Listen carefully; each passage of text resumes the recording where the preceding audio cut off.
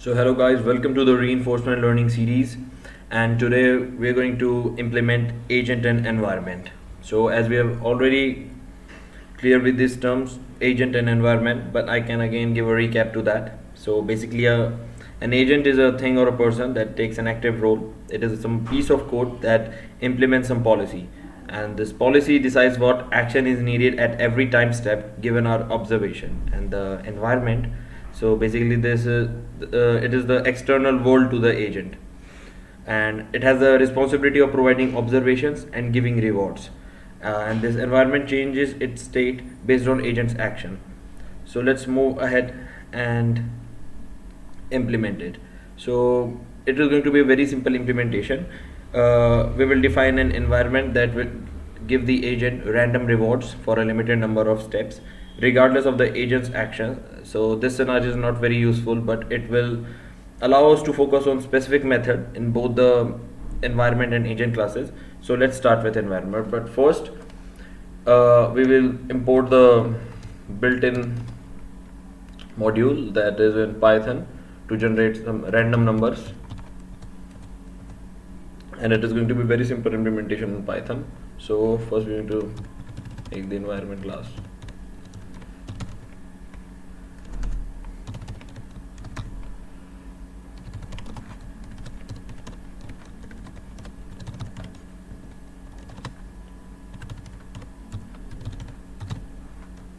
So we will take simple steps, say 10.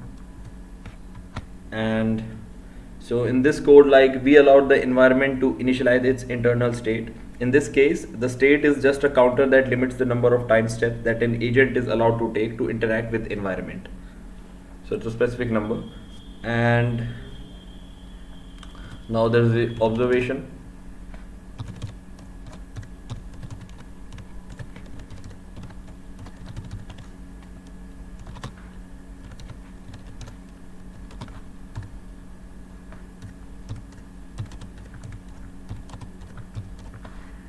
Okay. And what this get observation method is suppose uh, basically it is saying that this method is supposed to return the current environment's observation to the agent. So it is a function of the function of the internal state of the environment, and in this code observation vector is always 0 as the environment basically has no internal state.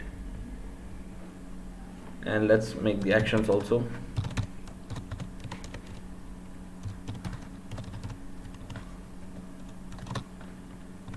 This is also,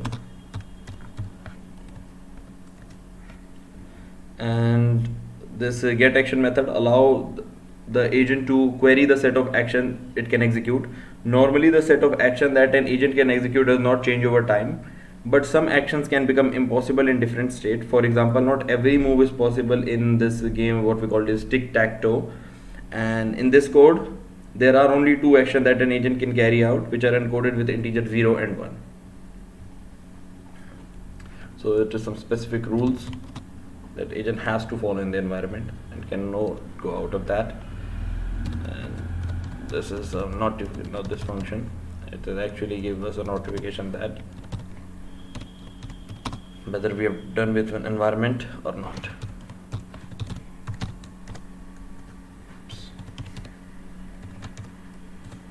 So it is going to return a boolean value whether the steps left or not.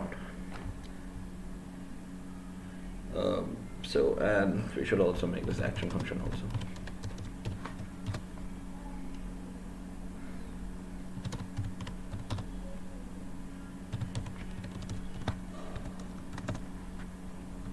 Oh, wait.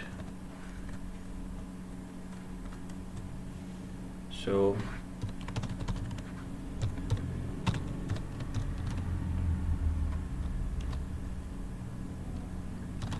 we can raise an exception if you have done with all the steps that game is over.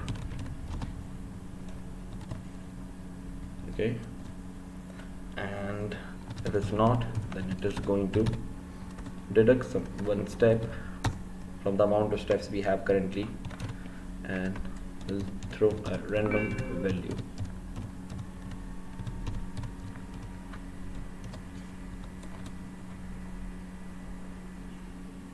So basically, this action method is the central piece in the environment, and it does two things. It handles an agent's action and returns the reward for this action. In our code, the reward is random and its action is discarded. Additionally, we update the count of steps and refuse to continue the episodes that are over.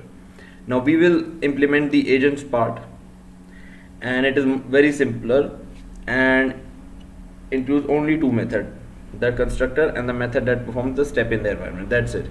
So let's move ahead with the agent implementation. So first is the class, a constructor that will have the total reward that an agent get from the environment,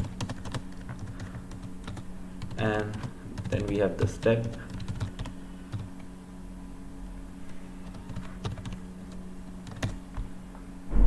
and basically in this constructor we initialize the counter that will keep the total reward accumulated by agent during the episode.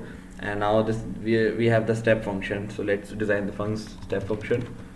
So the current observations that an agent will get from the environment, so that is, we call the function from the environment class, that is get observation. Okay, so this is the function, and the actions which are allowed.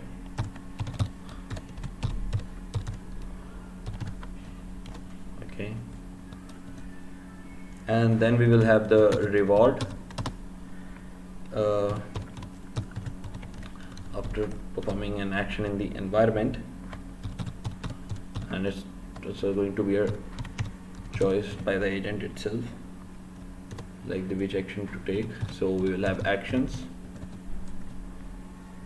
and then we will add that reward that we get after taking an action to the total reward,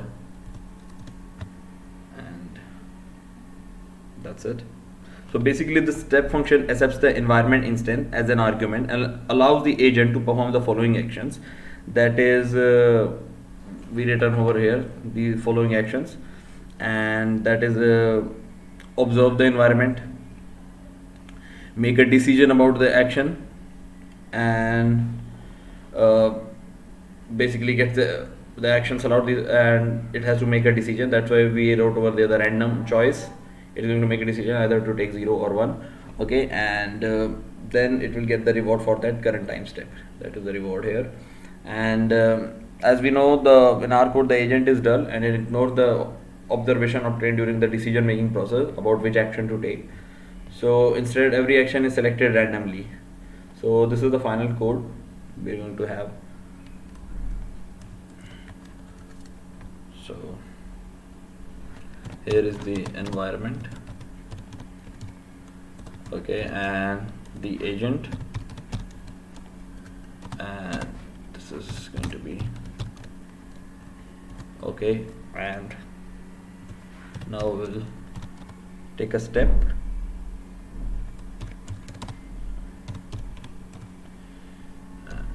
so once it is done we will go out from the loop, and agent will take a step in the environment, and what it will have in the end is the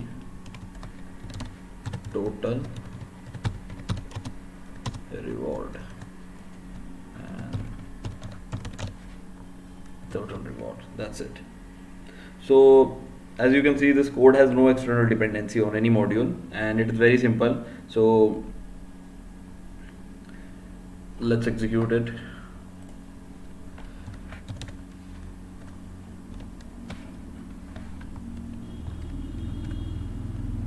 Oops. Okay.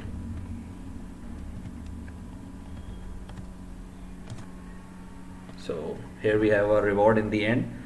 So like by running it several times, you get a different amount of reward gathered by agent, as you can see again. again this is different reward, and again there's a different reward. So but in reality the environment could be an extremely complicated physics model, and agent could be very easily something like a large neural network that implements the latest reinforcement learning algorithm, but the basic pattern of this reinforcement learning code will be same. So by this video I gave you an idea like how a reinforcement learning code is going to be implemented. On every step the agent will take some observation from the environment, do its calculation and select the action to take. The result of this action will be a reward and a new observation. Like I said in the first video, when an agent performs an action in an environment, it gets reward, and the second information channel it gets from the environment is the observations. So here we end our video. I hope you like it and you get some understanding regarding some basic implementation of this agent and environment. So thank you for watching, share the video and please subscribe the channel.